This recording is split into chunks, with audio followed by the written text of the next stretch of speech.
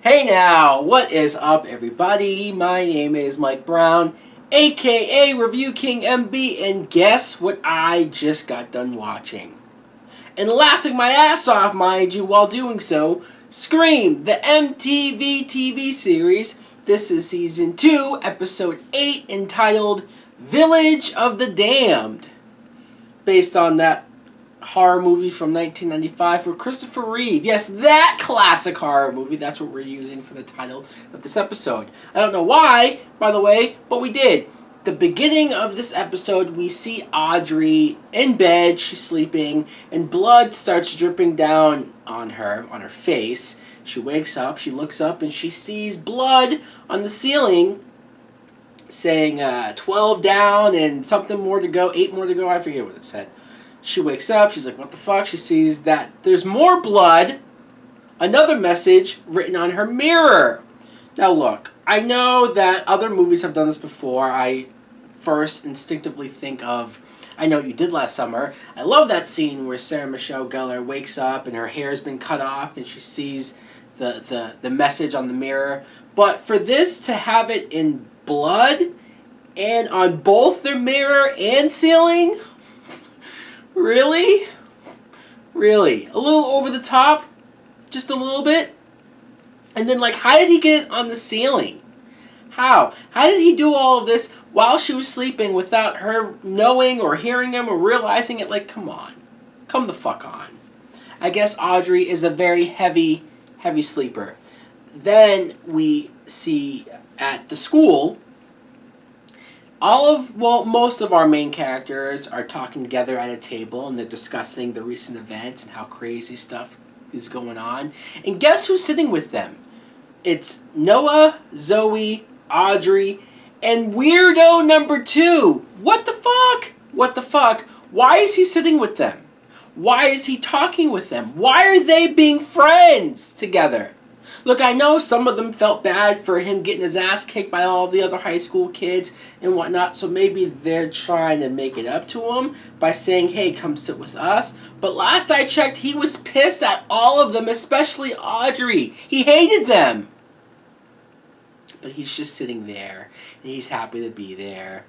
I mean, I know he's cool with Brooke for whatever the fuck reason, but it was very odd to have him just a part of the group. Let's forget that he's drawing bloody pictures of everybody.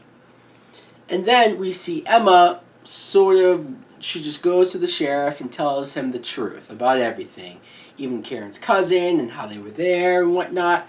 The sheriff tells her about Karen's cousin's history, backstory, that he's been sort of stalking girls, like going to their bedrooms and all of this weird shit. He even tells Emma, look, maybe with everything that's happened to you, maybe you shouldn't be hanging out with a guy that you barely know to a deserted house late at night where there was dead bodies and whatever the fuck. He basically called her a fucking idiot for going to hang out with this kid the way that she did, which was much needed. And then the sheriff finds the tapes, the recordings that the teacher had on several different students, and one of them was his son, weirdo number 2. So he decides to put it in his desk and listen to later. He did eventually listen to it, and it was him talking about how he related to Ed Gein and how he was misunderstood and blah blah bullshit. More things to make you think, okay, this guy is fucking weird, hence my nickname for him,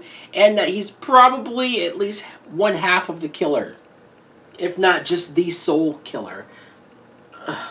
Even when the father goes to confront him and he's looking through his stuff and he's looking for the mask and he's looking for that, like, they bring up how possibly back where they moved from, that there was something that happened where the son might have killed somebody and they hid it and moved to get away from that. And I'm like, if this is true, then Sheriff, you're inept. You're basically, you know that your son is bad news and is crazy as fuck, but you're just letting him run amok and do whatever the fuck he wants and make these weird drawings. Come on, Sheriff. I was trying to get behind you and like you, but this is dumb. This is weird. let's talk about the scene where Emma, in her horrible acting, goes to Kieran and wants to say, hey, so your cousin told me about what happened with your stepdad and how you feel guilty about it, blah, blah, blah. So now she feels bad and she's trying to make it up to Kieran, and he's pissed that his cousin told her. Unnecessary drama. Who gives a shit? Who gives a fuck? But then you get Audrey calling Emma and saying, hey, let's go to the carnival. And I said, okay, good. Let's get away from all of this relationship shit. Let's get away from all of this drama shit. And let's get these two characters who were best friends in the past and we've been with since season 1. And we should care the most about Audrey. I do. Emma, fuck her. But, okay, that's a little harsh. But...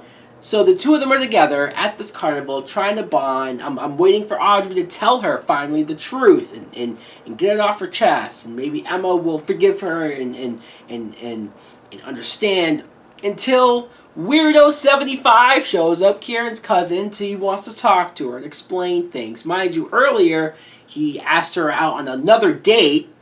But this time Emma finally smartened up and said, nope, goodbye. This time, though, she was willing to hear him out. And he's talking to her, blah, blah, blah. Kieran shows up, and he's pissed. And he beats the holy living fuck out of his own cousin, his cousin's bloody mouth, and is like, see, I'm not the one to be afraid of. I'm like, fuck this guy. Punch him again. Fucking punch him again. More relationship drama shit. Great!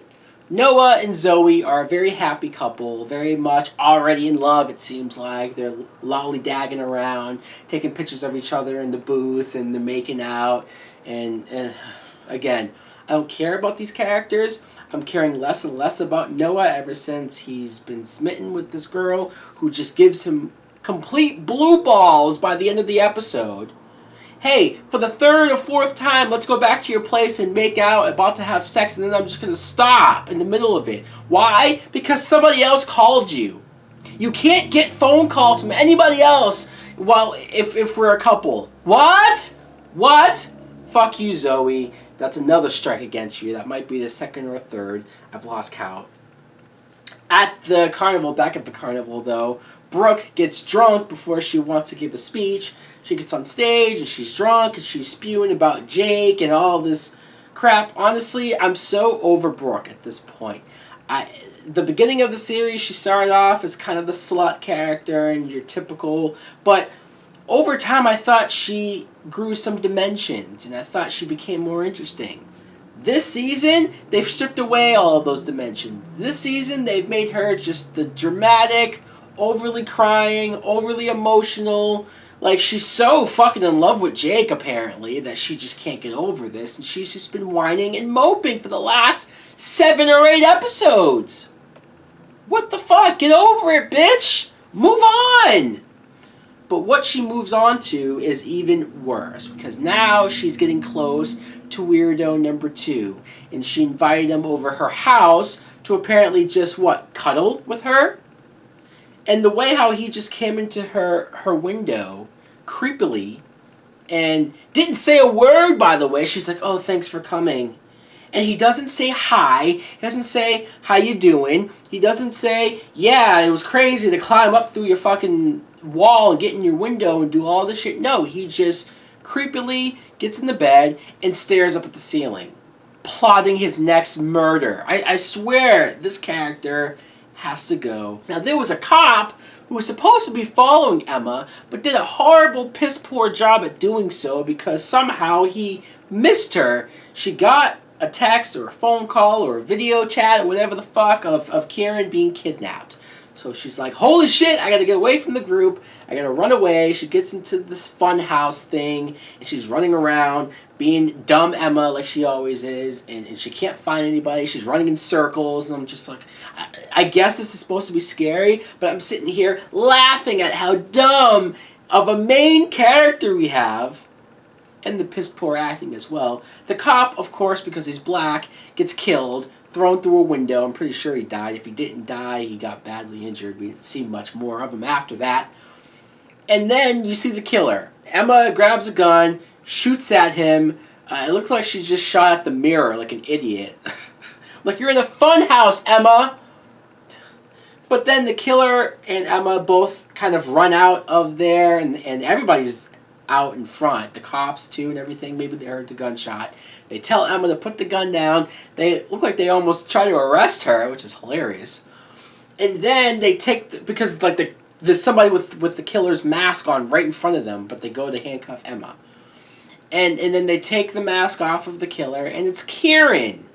But his mouth is duct taped, and you see that his hand was duct taped with the weapon. So he was kidnapped and set up for whatever the fuck. I mean, like, why did this killer do this? Why did he kidnap Kieran? Why did he put a costume on him and put the mask on him and make him look like he was the killer if he was duct taped and it was clear that he wasn't really the killer? Like, look, what was the point of all of this?